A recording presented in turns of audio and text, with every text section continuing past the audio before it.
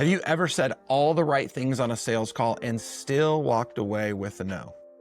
Well, of course you have, because you're in sales and we're used to that type of stuff. But what if I told you that that may not be a problem with your pitch, but a problem with your posture? And no, this isn't about sitting up.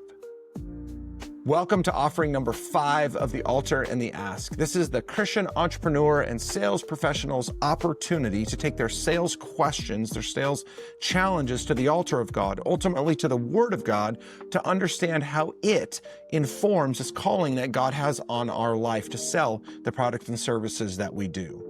And while the Word of God doesn't necessarily speak directly to our sales role, it gives us plenty of wisdom to understand how to act in the world, how to engage with those that God calls before us. So, as we do each week, we'll lay the ask out first. We'll then work into the altar, understanding what the Word of God has to say. And finally, we will leave with a practical action step, because I don't want to leave you with just theory. Okay, so think about this. In sales, we obsess over the right script, over the right framework, over this amazing close. But as you and I both know, we can say everything by the book. We can deliver a perfect pitch and presentation, and we may still lose the deal, particularly if we show up uncertain of what it is we're saying or who we are in the room. Prospects just pick up on that type of stuff. They may not name it, but they definitely sense it. And they will slowly start to back away because they can't figure us out. Maybe they feel like they can't trust us. The reality of the matter is we can't fake conviction. Presence closes before the pitch even begins. So, what does the Word of God have to say about something like this? Well, Proverbs 28:1 says it this way: "The wicked flee when no one pursues, but the righteous are bold as a lion." Again, the writer here is not talking about sales, but what we can understand from that is it's not about us stepping into these conversations, into these rooms with arrogance. It's about stepping in and engaging, anchored in our identity. Our confidence doesn't come, even in sales, from the number of deals we've closed, the number of years we've been in the business, how much industry knowledge we have.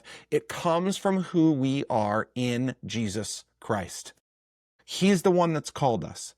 He's the one that's sent us. He's the one that's prepared us. That is where our boldness should come from. Because if God has created us and called us into this role, then we can trust that He has us. And if we lean on Him, we will deliver exactly as we need to. That doesn't necessarily promise a positive result every single time, but it gives us a much greater chance. So, here's the action that I would encourage you to take.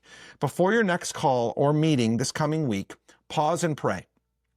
Ask God to help you show up anchored to who He says you are.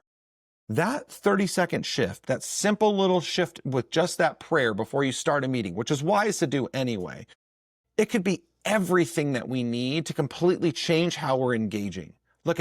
You don't need to overperform. You don't need to fake it till you make it to prove your value. You just need to stand in the confidence that you were sent into that room for a specific purpose. Let your posture speak for itself. If you've been leaning on competence, but you've been lacking real, true confidence, this is your opportunity to reset. Ask yourself this question: am I walking away from deals that I know God has sent me in to deliver on?